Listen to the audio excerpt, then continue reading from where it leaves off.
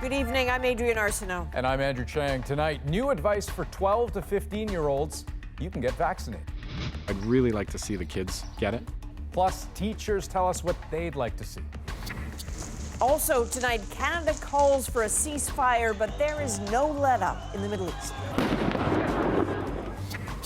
Quebec maps out a new reopening. It's like a tiny stress has been lifted off. And to pay or not to pay. When there's, either sometimes life on the line, it's a very individual decision. What to do when your business is being held for ransom. This is The National.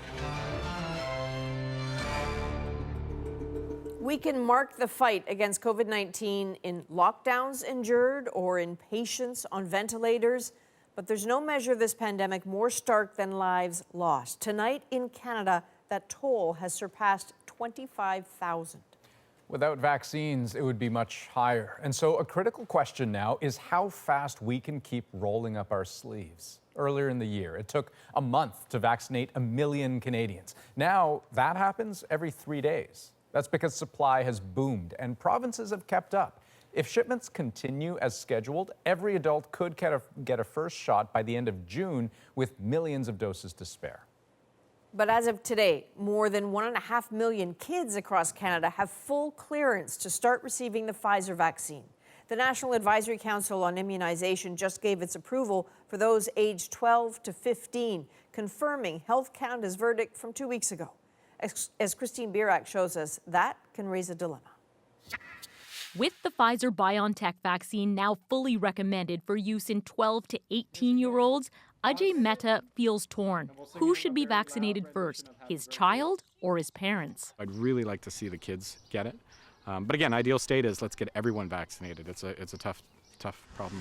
His soon-to-be 12-year-old daughter wants 2 doses before school starts, but Mehta's 73-year-old mother feels she should get her second dose first. Immune system is down for some seniors are in a bedridden, so they should be getting first.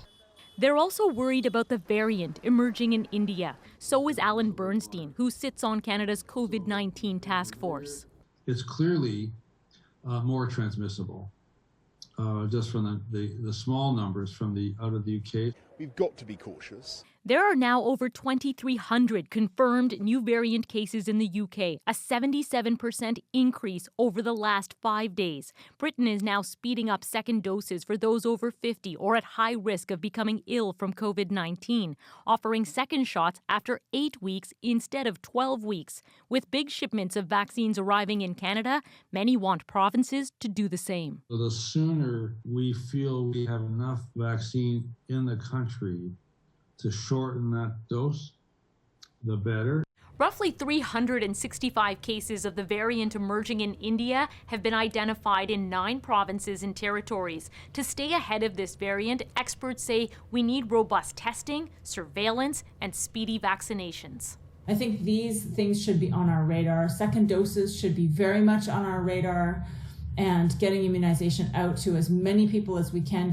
Anaya and her grandmother both plan to get their doses as soon as they're offered. We love you very much. We love you too. They're hoping someday soon they'll safely say those words face to face.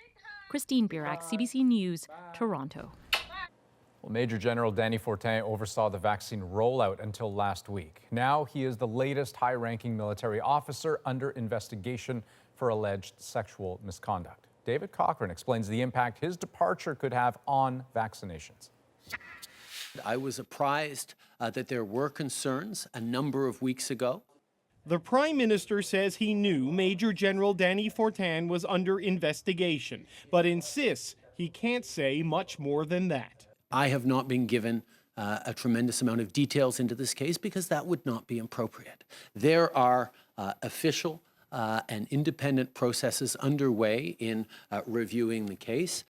Fortin was the face of Canada's vaccine distribution program until Friday. That's when news broke he was under investigation for an allegation of sexual misconduct. CTV News has reported the case involves a claim of indecent exposure going back more than 30 years to when Fortin was a student. Fortin's lawyer says his client vigorously and categorically denies any wrongdoing. Fortin is the latest high-profile, high-ranking military officer to face allegations, including the former Chief of Defense Staff Jonathan Vance and his successor, Art MacDonald. This is also not an ideal situation to be in, particularly in this moment of crisis, in this moment of importance on the vaccine rollout. And so the government has turned to another soldier, Brigadier General Krista Brody, to replace Fortin. An Army logistics officer, Brody was part of Fortin's vaccine distribution team, which should help the transition. On top of that, Pfizer, the workhorse of the vaccine program, does end-to-end delivery to the provinces. Millions of doses like clockwork for weeks now. We are very confident that we will continue to deliver in a timely way to provinces and territories and that we won't miss a beat. But this is still an important transition during an important week for the vaccination program. Pfizer and Moderna are set to deliver 4.5 million doses, by far Canada's largest week of deliveries to date. David Cochran, CBC News, Ottawa.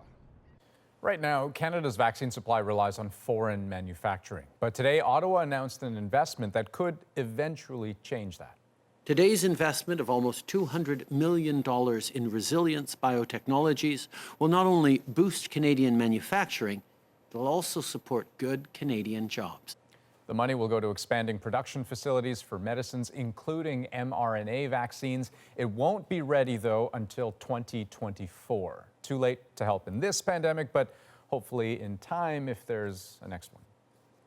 With half of all adults having received at least one dose, a confident Quebec announced a lifting of restrictions. It will be done in stages starting next Friday. But as Alison Northcott shows us, back to normal is still a ways down the road. With the warming weather and news that health measures are about to loosen up, restaurant patios like this one are in high demand. Well, it's a big plus for everybody. It's a relief. We're exceeding our goals with the vaccination campaign. The Quebec government says with stable cases and vaccine rates climbing, it's ready to undo some public health measures, starting with the curfew. In place since January, it will be lifted May 28th. When there's no curfew, it's like a tiny stress has been lifted off. Even for like physical health and just moving around and like living as a human being, it'll be, something that brings us back to a certain normality. Restaurant patios and private outdoor gatherings with up to 8 people will also be allowed, and up to 2,500 people will be able to gather in large indoor venues and stadiums. If things go well, many regions could see restaurant dining rooms reopen at the end of this month, and the Premier has an ambitious goal for the end of August. If we reach our goal of 75% of the population over 12 with 2 doses, masks won't be mandatory in most public places. These will be all lifted out. It's been takeout only at this restaurant since last fall. I'm getting the feeling of butterflies just to start sitting people and taking their orders and talking to people. So it's going to be great. It's going to be very stressful. It's stressful because he has just 10 days to hire back enough staff to make it work. If you don't try to give some rules around those meetings and gatherings, they will happen whether you want it or not. Dr. Carolyn Quash says outdoor activities are a good start, but there are still risks of another wave if the reopening is too fast. We see that in the UK with 50% vaccination, things were really good, and now with the Indian variant, they seem to have an increase in cases, which could happen here as well. So, Alison, given that, why does the province think now is a good time for this reopening? Well, the province says it's taking a progressive approach. And in the next coming months, things could really return to almost normal with this plan. But the province says it all really depends on people getting their vaccinations, including the second doses, and on cases and hospitalizations remaining under control. Any changes or problems there, and the plan could change. As always, Alison Northcott in Montreal. Thank you, Alison. You're welcome. A fast-moving wildfire continues to threaten Prince Albert, Saskatchewan. Plumes of smoke filled the sky northeast of the city today. More than 30 homes have been evacuated. Hundreds of people are on standby, and thousands are without power from a fire that's been driven by high temperatures and strong winds. Fires have also forced evacuations in Manitoba. With the dry weather and the wind, we could not be concerned right now, but in 5 minutes from now, it could be coming, So that's why the province is here with the bombers. Two communities in southwest Manitoba have declared local states of emergency as a grass fire that was first sparked on Friday continues to burn. Dozens of people have left their homes there, and at least 6 other wildfires are burning in the province, leading to road closures and air quality concerns in a number of communities. Despite international calls for a ceasefire, the conflict between Israel and Gaza militants is showing no signs of slowing down, and today growing anger over it spilled into the streets of Jerusalem and the West Bank. A day of protests and strikes by Palestinians resulted in violence. In cities and towns across the West Bank, Israeli troops fired tear gas into crowds as protesters burned tires and hurled stones. It was another day also of intense Israeli airstrikes into Gaza, and rockets from Palestinian militants fired back across the border at Israel. So Margaret Evans and our team are on the ground in Jerusalem tonight. So Margaret, as the days go on in this conflict, what's your sense of how it's evolving? Well, Adrian, as you know, there's huge international pressure on the Israelis to accept a ceasefire, but there's also growing pressure here in Jerusalem, in the occupied territories, and inside Israel from Palestinians themselves, growing and more defiant anger. This was the answer by Palestinians across the occupied territories to the Israeli bombing of Gaza and more. Long-held grievances that were pushing the temperature up here well before the Gaza campaign. Sheikh Jarrah, a neighborhood in occupied East Jerusalem, has been a driving force. Palestinian families living here threatened with eviction by Israel. And the unrest has spread to Israel itself and the mixed cities that are home to Muslims and Jews alike. At first glance, the city of Lod projects an image of tolerance. One plaza home to a mosque, a monastery, and a synagogue. But tense streets tell a different story. Lod has been under a state of emergency for a week now, after unprecedented scenes of mob violence between Jewish and Palestinian Arab Israelis. We met Suleiman Zabarka when he was arguing with the police, asking why they stood by as Jewish extremists set his property on fire. I live in the state of Israel, he says, but I don't receive full rights. I want the mayor of Lod to treat everyone in the same way. I hope he pays attention to the Arab sector in this town. The funeral today of a Jewish man named Yigal Yehoshua. He was hit in the head with a brick during last week's rioting after a young Arab Israeli man was shot. Yehoshua died of his injuries yesterday. In just a short period of time, people who once called each other neighbor are now afraid of each other. 5 synagogues were burned, and Jewish volunteers are setting up neighborhood watch groups for their community. Some look like enforcers, intimidating. I don't see vigilantes. I see people defending the house. Ayelet Wadler is a Jewish mother of 6. She insists Arab Israelis were behind the majority of attacks in Lod, betraying their Jewish neighbors. They have been living together for 10 years. They have been helping each other change tires, carry groceries. It's hard to imagine how these communities can live together given the anger unleashed. Arab Israelis ask how a city can accept them if a country can't. Israel don't consider me Israeli. Israel is, the anthem says, land for the Jews. Some people in Lod talk of a shattered trust. Others wonder if it was ever there. So in some ways, that defiant pressure of Palestinians, it feels a bit unchanged from when we were posted there together many, many years ago. But I'm curious, what is fundamentally different in this moment of the conflict? Yeah, you're right that the anger is still there, but I think it's the pileup, if you like, of the changes in the intervening years. You know, there's a security barrier there. That's what Israel calls it, the wall between the occupied territories and Israel. There is continued expansion of the settlements in the occupied territories, including East Jerusalem. And more recently, you had Donald Trump moving the embassy, the U.S. embassy, to Jerusalem. So all of these measures not going in the direction of the Palestinians, and the horizon is shrinking and the pressure is piling. And you've got a new generation, and you talk to them about the two-state solution, it means nothing. These are young people who say, if we can't have a two-state solution, we're willing to try a one-state solution and fight for our rights. They feel more independent than the old Palestinian leadership, and I think that's what's different, that the old pressures piling up and adding up, and a new younger generation. Interesting. As always, Margaret Evans in Jerusalem, thank you. Today, for the first time, Prime Minister Justin Trudeau joined other world leaders in calling for a ceasefire in the conflict. We've all seen the tragic images, families, innocents, kids affected. It needs to stop. That's why Canada is calling for a ceasefire. Trudeau says Canada will work with the international community to de-escalate the situation, and he says Canada's heart goes out to those affected on all sides. U.S. President Joe Biden has also expressed support for a ceasefire, but he has stopped short of demanding one. Well, Spain has a sudden humanitarian crisis on its hands. Nearly 8,000 migrants from neighboring Morocco entered the country in the past 2 days. Spanish troops are now pushing them back. Renee Filipponi has more on the border tension and what might be behind it. They crossed any way they could, from Morocco to Spain's northern African enclave of Ceuta. Some arrived by boat or swam to shore.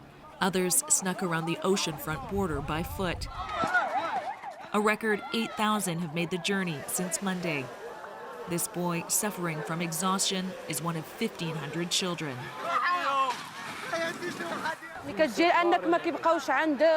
When you have no money and have to pay rent and take care of your children, you can't afford to be scared, says this woman.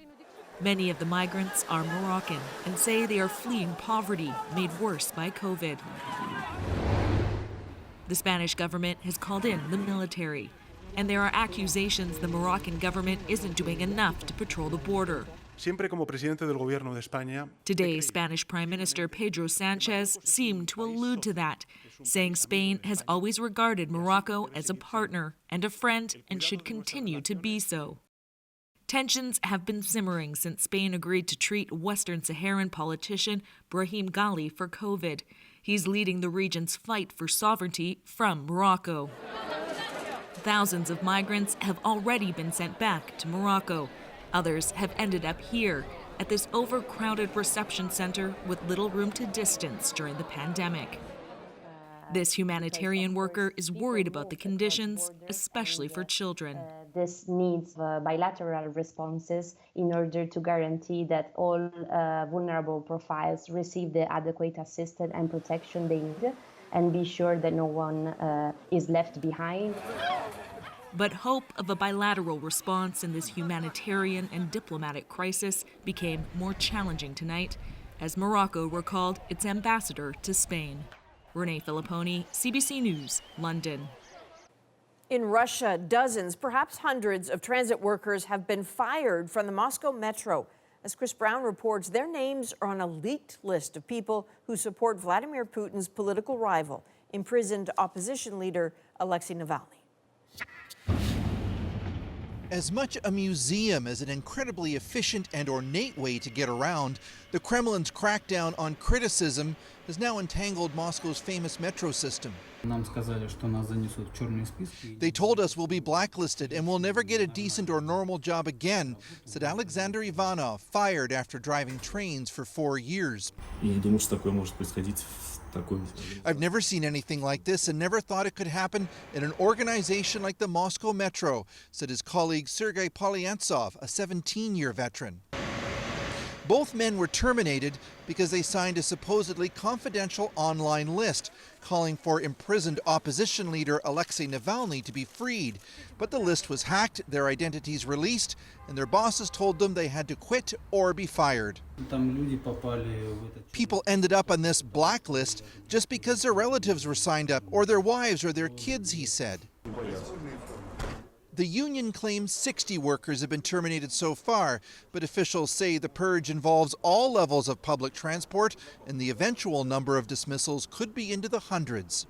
The very meaning of labor legislation has been violated, said this leader, as he promised to take the mass firings to court. No one expects an appeal will succeed, though. Any sign of support for Navalny or the independent opposition is now considered to be extremism. Targeting ordinary people rather than activists is likely enough to frighten many into keeping quiet. Then again, it's also risky, says this expert on Russian domestic politics. But once you start repressing at the mass level, I mean, time and time again in autocracy after autocracy, we've seen how that creates a backlash. Both fired employees told us driving trains was their dream job, and they don't know what they'll do next. They're now on a secret police blacklist that's growing longer by the day. Chris Brown, CBC News, Moscow. Well, actor Charles Grodin has died, and if his name doesn't immediately sound familiar, this may jog your memory. Oh, baby, it's not even Saturday night. Who are you talking to?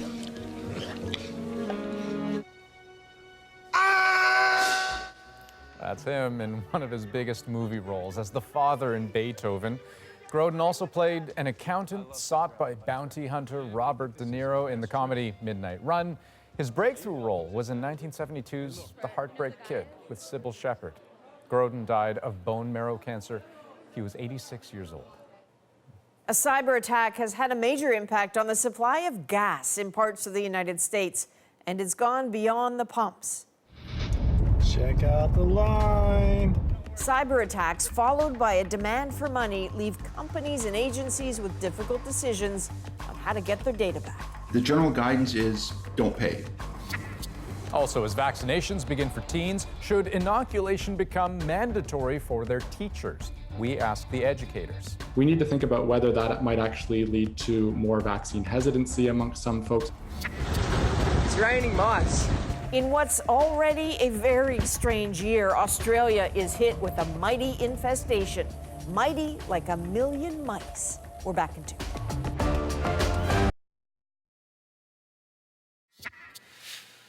Welcome back. Tonight, as part of our CBC News project, Schools Under Stress, we look at fear of COVID-19 in the classroom. More than 9,000 teachers answered our exclusive questionnaire, and more than half of them are very concerned about catching COVID at work. Deanna Sumanek-Johnson shows us how solving that raises some ethical questions. Mom, let's play hide and seek. Jill Murray's 4 children are all too young to get COVID-19 shots, but they're still at risk of contracting the virus. That's why she wants all their teachers vaccinated. 100%. Like, it's a no-brainer. I mean, your number one job when you're working with kids is to keep them safe. So I think it should definitely be a requirement.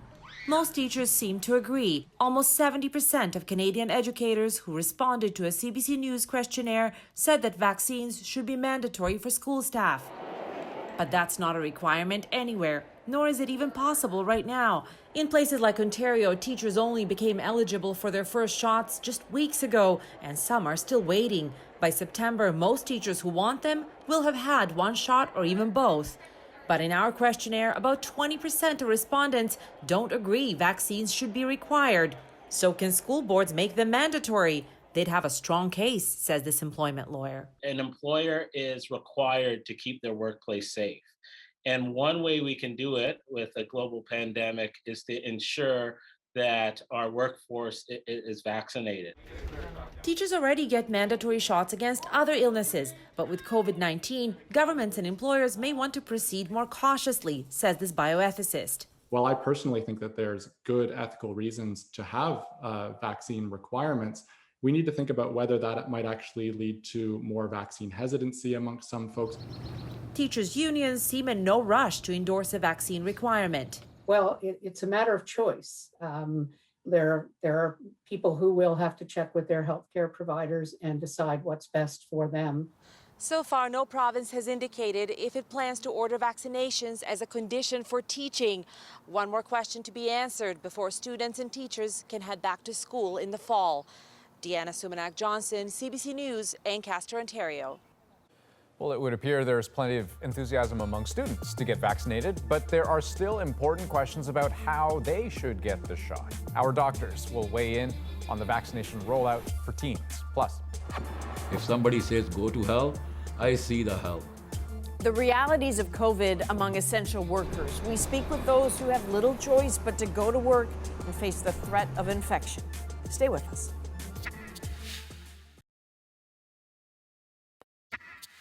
Welcome back. With the news that NACI is now recommending the Pfizer vaccine for kids aged 12 and up, we wanted to explore why and how that might actually work on the ground. So joining me now, Dr. Fatima Kakar, a pediatric infectious diseases specialist in Montreal.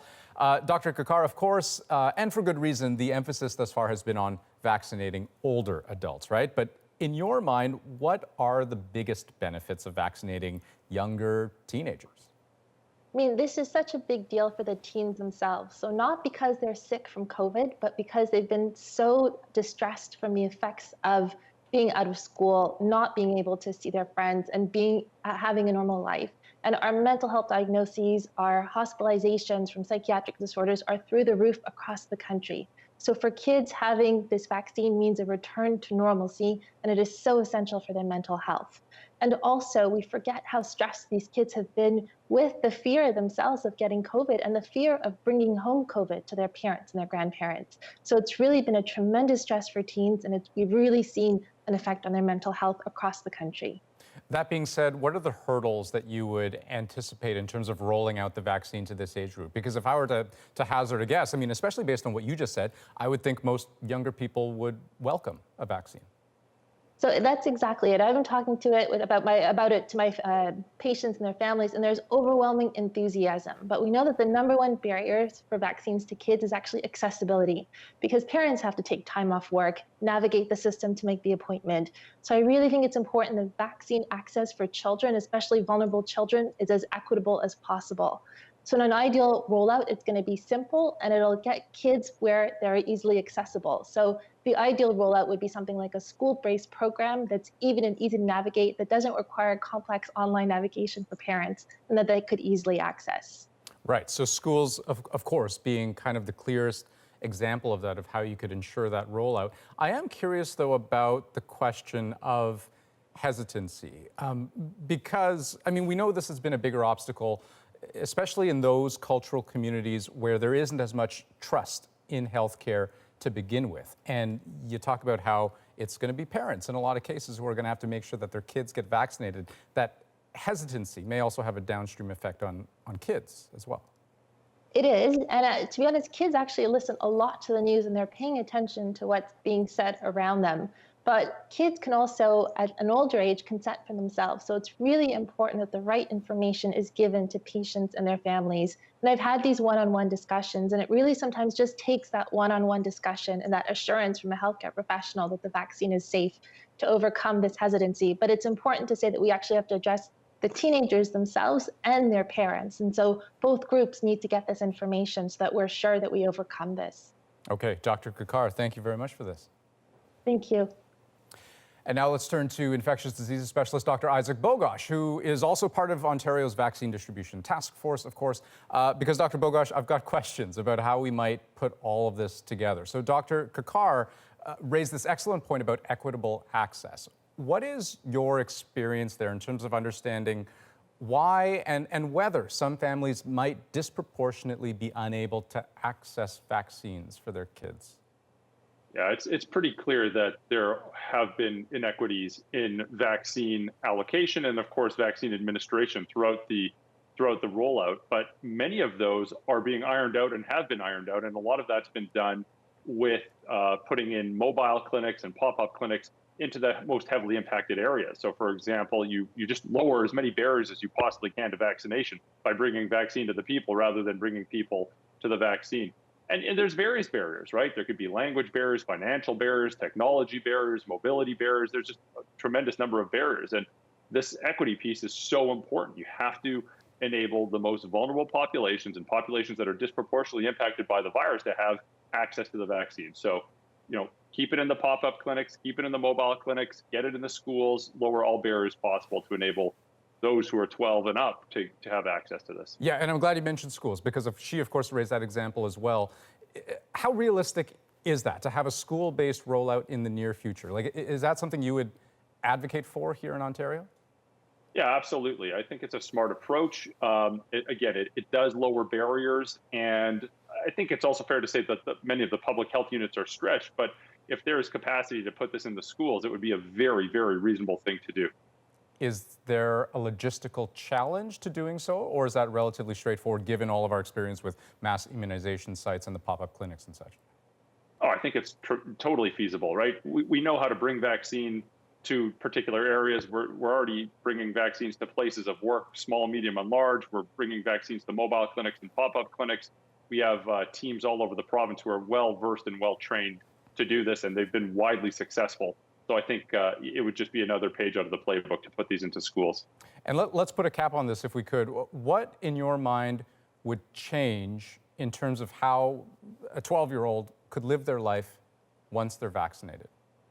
Well, I think it's wonderful, right? You're just creating much safer environments for that individual, but also for those around them as well, right? That child is not in a vacuum. There's parents, there's grandparents, there's relatives. Some of them might be more prone to having a severe outcome.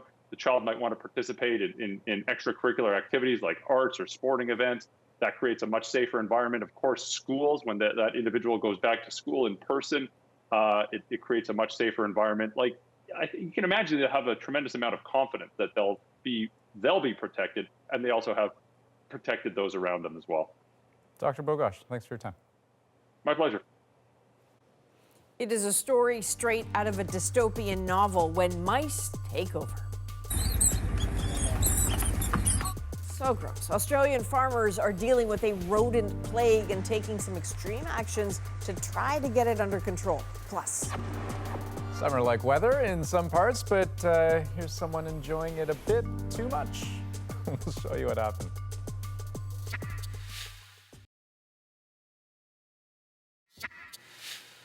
welcome back.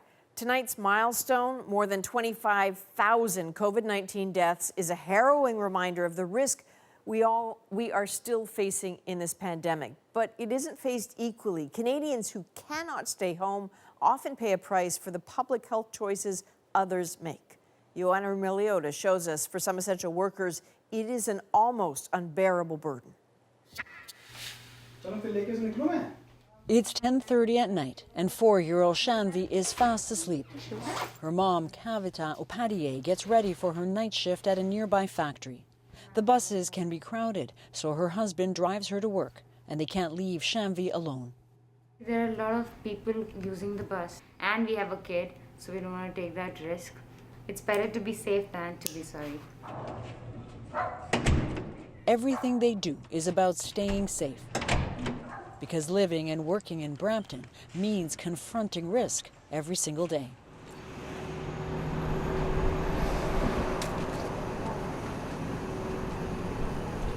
The story of one of the hardest hit areas in the province can be told here, at a bus terminal where thousands of essential workers set off to dozens of factories and warehouses in the area. There have been hundreds of workplace outbreaks since last year, fueling more than 100,000 COVID cases in the region. Infections that spread in densely populated buildings and in homes with several family members. The effects can be devastating. I can't make my balance. Whenever I move in my house, always somebody's watching me that I don't fall. It's taken weeks to manage a few stairs. Gurinder Singh Khera is recovering from COVID, and he's lucky to be alive. Twice he was rushed to hospital and put on a ventilator. The second time, he says, he barely made it there after collapsing in his bedroom. Finally, I'm gone. I'm nowhere. What do you mean you're gone? My body get almost cold, no breath, no heartbeat. So my wife started crying. My mother-in-law is downstairs. She ran upstairs.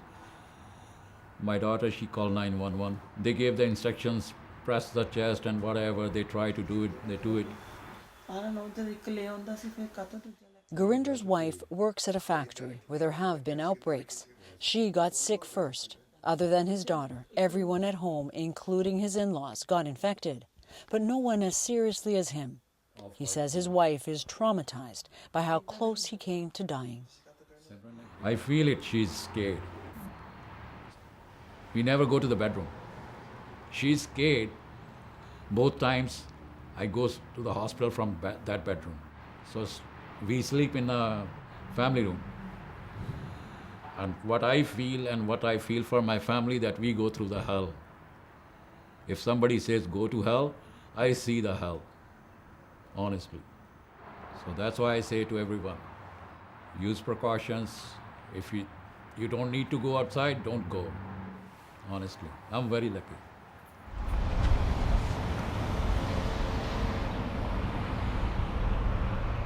I'm a merchandiser, I'm a cashier, I take passport photos, I deal with customer service, I do a little bit of everything. People aren't aware. They come straight up to our faces to ask us questions or to show us something, or they follow us like literally right behind our back. They don't take into account that, you know, you have to be far away from us. Sit. I know you want more treats. Sit. Michaela Portelli works part-time at a pharmacy and has been on her guard since the start of the pandemic. Good mama kiss. It's been one anxious shift after another. I've put wet floor signs all around me before just to get people to stay away from me, but they actually kicked the signs down and they came right up to me, which it kind of broke my heart and it just made me so scared. Michaela got COVID this past March. She suspects she got infected at work. It's okay. She's still recovering, but her grandparents, who lived with her and her mom, also got sick. They both ended up in hospital, and both died within weeks of each other. And it took the lives of people that didn't deserve it. Michaela is still reeling. And to know that it could have came from somewhere that I was working from, or someone that came too close to me, it breaks my heart. Because people don't realize how much damage they cause. You know, it's hard to lose people when you're so young. I mean, all I had, they were in my support system. And to possibly know that I was the one who hurt them by bringing someone from my work. Like, it's hard to live with myself.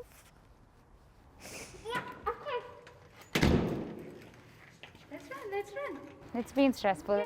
Mentally, you keep thinking you have a kid and things they can go in any way. You cannot predict the course of the disease.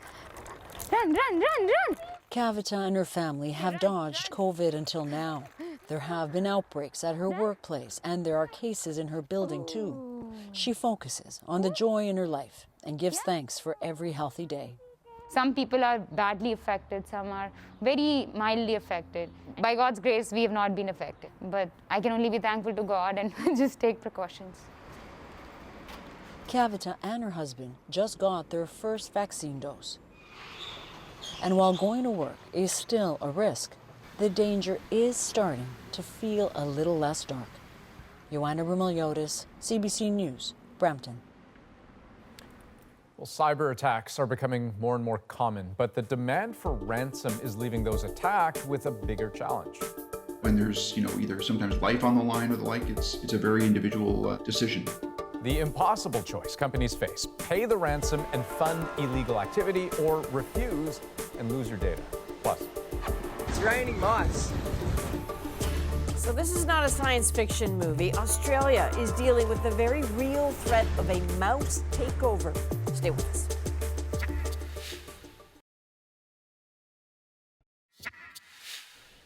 Well, this massive container ship broke a few records when it docked in Halifax late last night. At almost 400 meters long, it's not just the biggest vessel to ever dock in Canada, but actually anywhere along the entire eastern coast of North America. It can carry more than 16,000 shipping containers. McMaster University is dealing with some kind of a cybersecurity issue that has forced a number of its systems offline. Police say they are investigating, and the university says data is secure at this point. Local hospitals, though, are keeping an eye on the situation to ensure that they aren't affected. Now, there is growing concern worldwide about criminals targeting online systems. In fact, right now in New Zealand, a number of hospitals are under attack, and hackers are demanding a ransom. Thomas Dagla looks at the shifting advice about what to do. Hidden in the shadows of cyberspace, an increasingly costly threat. Ransomware, malicious code deployed by criminal gangs infecting computers worldwide. The latest victim, a network of hospitals in New Zealand. Clearly, we will not be paying any ransom for this. Typically, a ransomware attack looks like this, with files encrypted unless the victim pays a huge sum. Last year, the city of St. John, New Brunswick refused. It's a significant threat. There were more than 4,000 ransomware incidents in Canada in 2020. Ireland's healthcare network fell victim too. Now, rebuilding its IT systems could require weeks of work and tens of millions of dollars, not to mention the cost in care. Our ability to get patients' history, our ability to look up patients' laboratory results are back to old-fashioned paper approaches. In a crunch, paying ransom might provide a quick fix, but remember, the money funds criminal gangs. The general guidance is don't pay. Though even this cybersecurity expert admits, when there's either sometimes life on the line or the like, it's a very individual decision.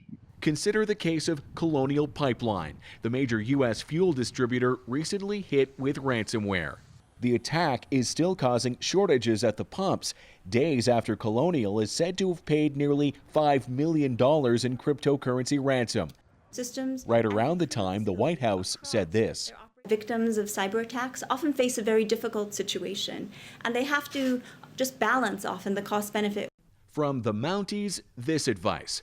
The RCMP does not recommend paying a ransom because it says there's no guarantee the victim will get their data back, and it can encourage criminals to target more victims. The instruction remains, don't give money. But in all cases, victims still pay a heavy price. Thomas Daigle, CBC News, Toronto. In the category of just when you thought things were strange enough already, in southeastern Australia, farmers are dealing with a rodent infestation of epic proportions, a situation so dire, locals are calling it a plague. It's raining mice.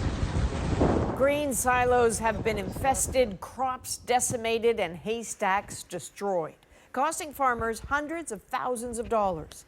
The situation has been going on for months, but it seems there's no end in sight and not a lot of great ideas about how to solve it. The end of a long drought followed by healthy harvests may have created the perfect environment for the mouse mayhem. The New South Wales government says it will give $50 million in aid to help farmers battle the mice. The state has also requested special permission from the federal government to use an outlawed poison referred to as napalm for mice, but there is concern that could harm other wildlife. So gross. And in the Galapagos, nature has taken its toll on Darwin's arch. This is what the rock structure, a UNESCO World Heritage Site, originally looked like until yesterday. Ecuador's Environment Ministry posted this picture of the arch without its top. A local official says it was the natural effect of weathering and erosion. A shocker for a Sudbury family, how this moose hopped a fence and dropped in for a swim. Our moment is next.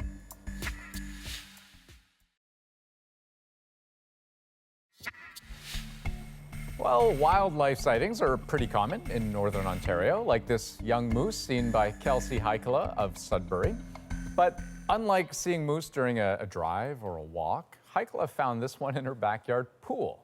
What happened next is our moment. This is Elliot. He's fuzzy, and I'm going to keep him. I heard several bangs out the back and then a bunch of splashing in the pool. Now I know our pool's not open right now, but my kids were inside, so I was kind of like, well, who's in the pool? And it turned out to be a moose. She bunny hopped it, apparently. I didn't see it. I had a neighbor outside who's seen the whole thing and watched her bunny hop the fence.